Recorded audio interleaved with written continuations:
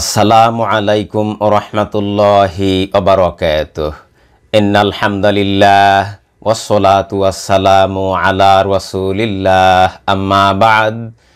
সুপ্রিয় দর্শক শ্রোতা, আমার আজকের আলোচনার বিষয় ডক্টর ফেরদৌস খন্দকার।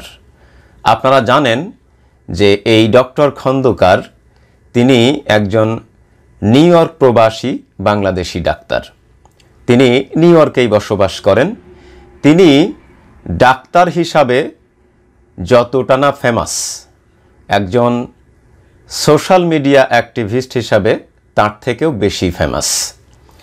অতি সম্প্রতি তিনি বাংলাদেশে করোনা ভাইরাস মোকাবেলায় বা বাংলাদেশের করোনা ভাইরাস নিয়ন্ত্রণে তিনি বাংলাদেশিদেরকে সেবা করার জন্যে নিউ ইয়র্ক থেকে বাংলাদেশে গিয়েছেন। এই বিষয়টি নিয়ে মূলত সোশ্যাল মিডিয়াতে বেশ লেখালেখি হয়েছে।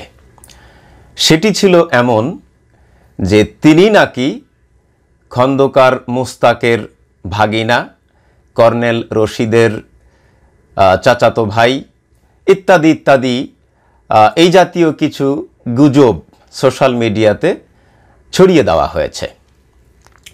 তো আসলেই এর কোনো সত্যতা আছে কিনা? না, এটি ভিত্তিহীন। তিনি চ্যালেঞ্জ করেছেন যে তিনি আদৌ খন্দকার মুস্তাকের ভাতিজা নন, কর্নেল রশিদের চাচাতো ভাই নন বা খালাতো ভাই নন, হোয়াট এভার। তাছাড়াও তিনি যদি খন্দকার মুস্তাকের ভাতিজা হয়েও থাকেন, তাতে সমস্যা কোথায়? অপরাধ করেছেন খন্দকার মুস্তাক। খন্দকার মুস্তাকের অপরাধের দায়ভার তার ভাতিজা কেন নেবে? এটিই হলো প্রশ্নের জায়গা।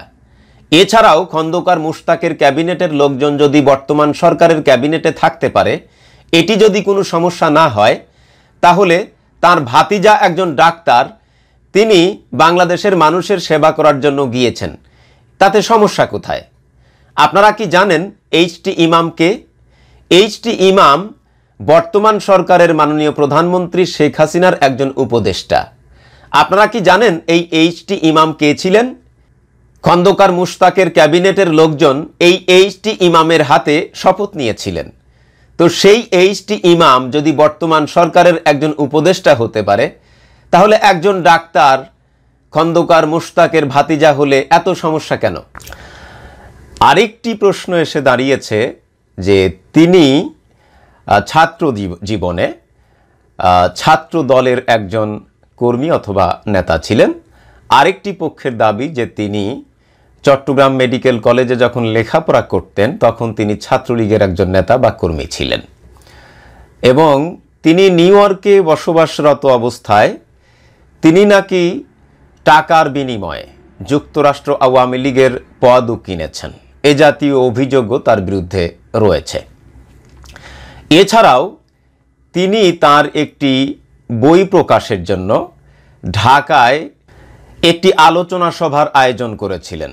সেখানে তিনি আওয়ামী লীগের শীর্ষস্থানীয় নেতৃবৃন্দের অনেককেই দাওয়াত করেছিলেন। এছাড়াও তার বিরুদ্ধে এই অভিযোগও আছে যে তিনি গত জাতীয় সংসদ নির্বাচনে নমিনেশন পাওয়ার জন্যে তিনি কোনো একটি প্রতিষ্ঠানও গড়ে তুলতে চেয়েছিলেন এবং সেই প্রতিষ্ঠান যে জায়গায় করতে চেয়েছিলেন সেই প্রতিষ্ঠানও নাকি কোনো একজনের জায়গা দখল করে করতে চেয়েছিলেন। এই জাতীয় বেশ কিছু অভিযোগ তার বিরুদ্ধে আছে। আসলে আদৌ সত্য কি মিথ্যা, এটি নিয়ে গবেষণার প্রয়োজন।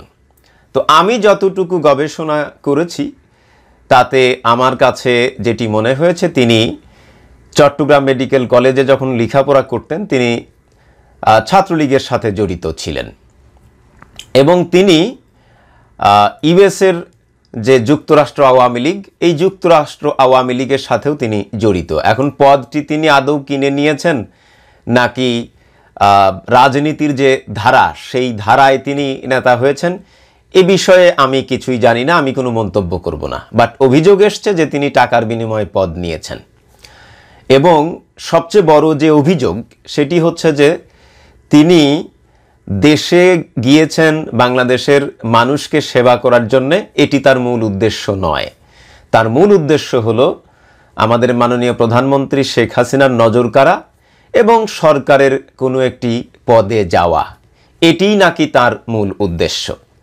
তো যাই হোক, আমি যে বিষয়টি আপনাদের সাথে শেয়ার করতে চাই সেটি হচ্ছে যে আসলে ডক্টর খন্দকার ফেরদৌস তিনি কিন্তু ইউএসের খুব বড় মানের কোনো ডাক্তার নন। খুব বড় ধরনের বিশেষজ্ঞ ডাক্তার নন। তিনি নিউ ইয়র্কের একজন সিপিসি, অর্থাৎ তিনি প্রাইমারি কেয়ার ফিজিশিয়ান, যেটাকে আপনি বাংলায় বললে প্রাথমিক চিকিৎসকও বলতে পারেন।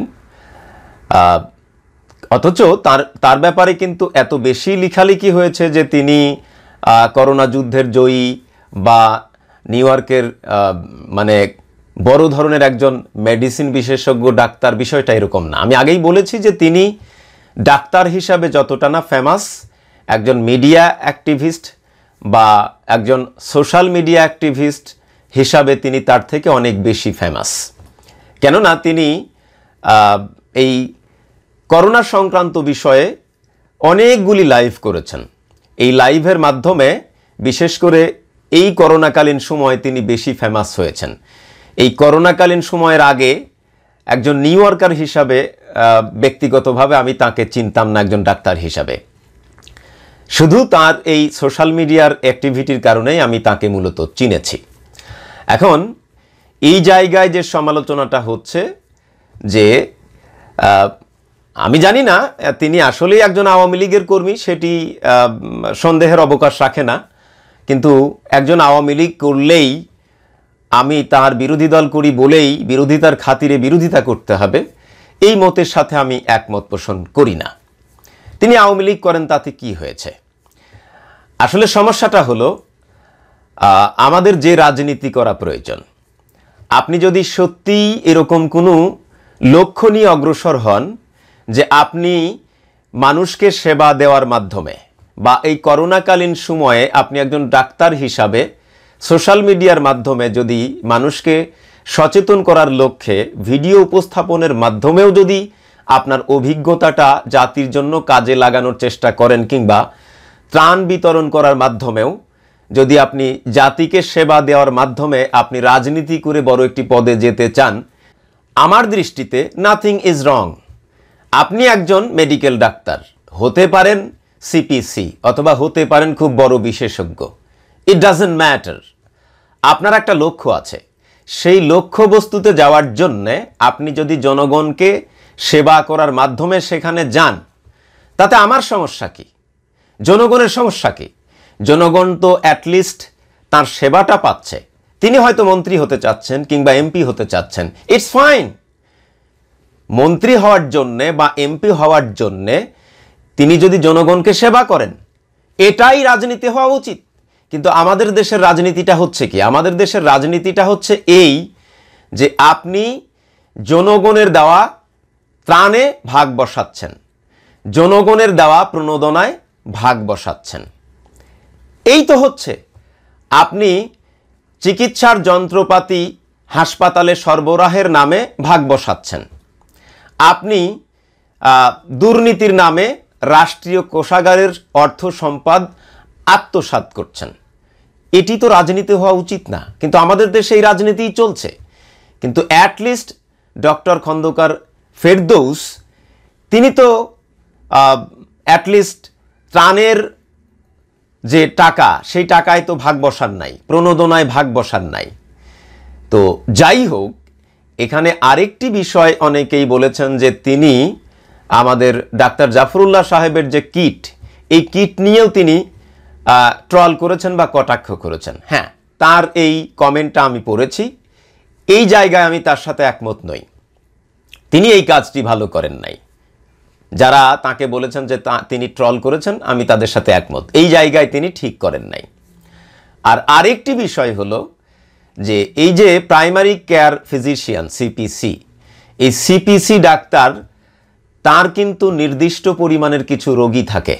এই রোগীরা ওই ডাক্তার ছাড়া অন্য কোনো ডাক্তারের কাছে যেতে পারেন না ইউএসের আইন অনুযায়ী। অর্থাৎ একজন রোগীর নির্দিষ্ট একজন ডাক্তার থাকে, এটাকে বলা হয় প্রাইমারি কেয়ার ফিজিশিয়ান ডাক্তার।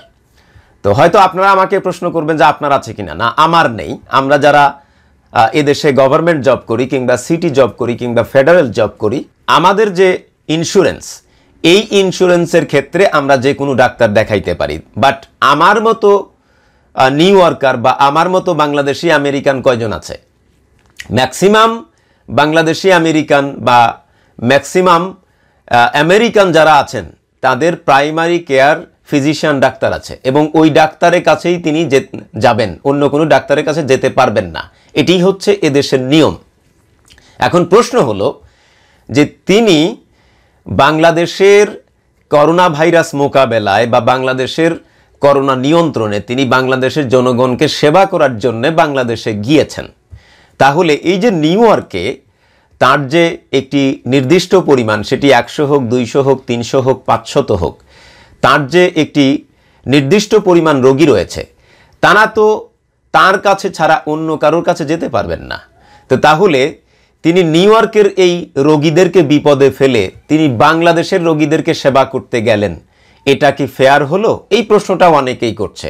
আমিও কিন্তু দ্বিমত পোষণ করব না, কারণ তার যে নির্দিষ্ট পরিমাণ রোগী রয়েছেন তারা তো তার কাছে ছাড়া অন্য কারোর কাছে যেতে পারবে না। হ্যাঁ, এখানে একটি প্রশ্ন এসে দাঁড়ায় যে তারা তো ডাক্তার চেঞ্জ করতে পারেন। ভাই, এটা সত্য, কিন্তু কথা হলো যে কয়জন অত ভালো ইংরেজি জানে আর কয়জন এত স্মার্ট যে তারা ইন্স্যুরেন্স কোম্পানিকে কল করে ডাক্তার চেঞ্জ করে নিল? বিষয়টা কিন্তু এত সহজ নয়। একেবারে প্রাথমিক পর্যায়ে আপনি একজন প্রাইমারি কেয়ার ফিজিশিয়ান ডাক্তার, আপনার কিন্তু নিউ ইয়র্কের প্রতি আপনার অধিকারটা বেশি, নিউ ইয়র্কের প্রতি কিন্তু আপনার দায়িত্ববোধটা বেশি, কারণ আপনি একটি নির্দিষ্ট পরিমাণ রোগী দেখে থাকেন। এই রোগীরা অন্য ডাক্তারের কাছে যেতে পারবে না, আপনার কাছেই তাদেরকে যেতে হবে। তো সেই দৃষ্টিকোণ থেকে তিনি বাংলাদেশের রোগীদেরকে সেবা করার জন্য দেশে চলে গেলেন। সেখানে কি নিউ ইয়র্কের রোগীদেরকে তিনি বিপদে ফেলে গেলেন না? এই প্রশ্নটা কিন্তু অবান্তর নয়। তো তারপরেও তিনি বাংলাদেশের রোগীদেরকে সেবা করার জন্য গিয়েছেন। যদি বাংলাদেশের রোগীদেরকে সেবা দেওয়ার মাধ্যমেও তিনি সরকারের কোনো পজিশনে যান, তাতে আমার কোনো আপত্তি নাই। তিনি তো জনগণকে সেবা করে, রাজনীতি করে তিনি একটি লক্ষ্যবস্তুতে যেতে চান। তো জনগণকে সেবা করে যাচ্ছেন, তাতে তো আমি কোনো কিছু ভুল দেখছি না, নাথিং ইজ রং। কিন্তু আমাদের দেশের মানুষের একটি বড় সমস্যা হলো যে কাউকে উপরে উঠতে দেওয়া যাবে না, এটি হলো মূল সমস্যা। এই জন্যেই আওয়ামী লীগের ভিতরেরই একটি অংশ তার বিরুদ্ধে লেখালেখি করেছে। তো এতে করে যারা তার বিরুদ্ধে লেখালেখি করেছেন, এই লেখালেখি করার কারণে তিনি কিন্তু আরও হাইলাইটেড হয়েছেন, এবং তিনি তার যে লক্ষ্যবস্তুতে যাওয়ার জন্য চিন্তা করেছেন বা আদৌ করেছেন কিনা আই ডোন্ট নো, যদি করেও থাকেন তাহলে তার সেই লক্ষ্যবস্তুতে যাওয়ার ক্ষেত্রে তারা তাকে আরও এক ধাপ এগিয়ে দিয়েছেন, এটি আমার কাছে মনে হয়েছে। এছাড়াও আপনারা অনেকেই জেনেছেন যে তিনি বর্তমানে গোয়েন্দা নজরদারিতে রয়েছেন। আমি জানি না এখানে গোয়েন্দা নজরদারির কি আছে, তবে এটা সত্য যে তিনি কোয়ারেন্টাইনে আছেন। যদিও তিনি কিন্তু একজন অ্যান্টিবডি ডাক্তার, অর্থাৎ তার বডিতে তার অ্যান্টিবডি টেস্ট করা হয়েছে, অর্থাৎ তিনি করোনায় আক্রান্ত হয়েছিলেন বা তার বডিতে করোনা ঢুকেছিল, কিন্তু সামহাও তার ইমিউন সিস্টেম বা তার রোগ প্রতিরোধ ক্ষমতা ভালো থাকার কারণে তিনি করোনায় আক্রান্ত হন নাই। অতএব তার কোয়ারেন্টাইনের কিন্তু প্রয়োজন নেই। এরপরেও বাংলাদেশের সরকার বা বাংলাদেশের ডাক্তাররা বা বাংলাদেশের আইন শৃঙ্খলা রক্ষাকারী বাহিনী তাকে 14 দিনের জন্য কোয়ারেন্টাইনে থাকতে বলেছেন। তো সার্বিকভাবে আমার যেটি মনে হয় যে একটি নেগেটিভ বিষয়টাকেও যদি আমরা পজিটিভলি দেখি, তাহলে আমি কিন্তু খারাপ তেমন কিছু দেখি না। উনার যদি লক্ষ্যবস্তু এটাই থাকে যে তিনি আওয়ামী লীগের বড় পদে যেতে চান বা সরকারের কোনো বড় পদে যেতে চান, নাথিং ইজ রং। এই যাওয়ার যে সিঁড়িটা, এই সিঁড়িটা তো পার করতে গিয়ে তিনি জনগণের কিছুটা হলেও তো সেবা করছেন। ডাক্তারি তার যে পেশা, এই পেশার মাধ্যমে তিনি জনগণকে সেবা করছেন। তিনি ত্রাণ বিতরণের মাধ্যমে নিউ ইয়র্কে বেশ কিছু মানুষের সেবা করেছেন, বাংলাদেশের মানুষকেও সেবা করেছেন। এরপরে সোশ্যাল মিডিয়া ব্যবহার করে তিনি তার যে অভিজ্ঞতা অথবা তার যে কোয়ালিফিকেশন, তার আলোকে তিনি জনগণকে সচেতন করার জন্য বেশ কিছু স্পিচ দিয়েছেন। এখানেও তিনি ভালো কাজ করেছেন বলেই আমার কাছে মনে হচ্ছে। অ্যাটলিস্ট তিনি এই যে সিঁড়িগুলো পার করে যাওয়ার যে চিন্তাভাবনা মাথায় এনেছেন, যদি এনেও থাকেন, আমি জানি না এনেছেন কিনা, যদি এনেও থাকেন, এই সিঁড়ি পার করতে গিয়ে তিনি যে কাজগুলি করেছেন, সার্বিকভাবে এই কাজগুলি তো জনগণের সেবাই হয়ে গেল। হয়তো তার নিয়তটা খারাপ থাকার কারণে তিনি আল্লাহর কাছ থেকে কোনো সওয়াব পাবেন না, কিন্তু আলটিমেটলি জনগণ তো উপকৃত হলো। এই এতটুকু রাজনৈতিক চিন্তাভাবনা নিয়ে বাংলাদেশের কয়জন রাজনীতিবিদ আগাচ্ছে, এটিই হলো প্রশ্নের জায়গা।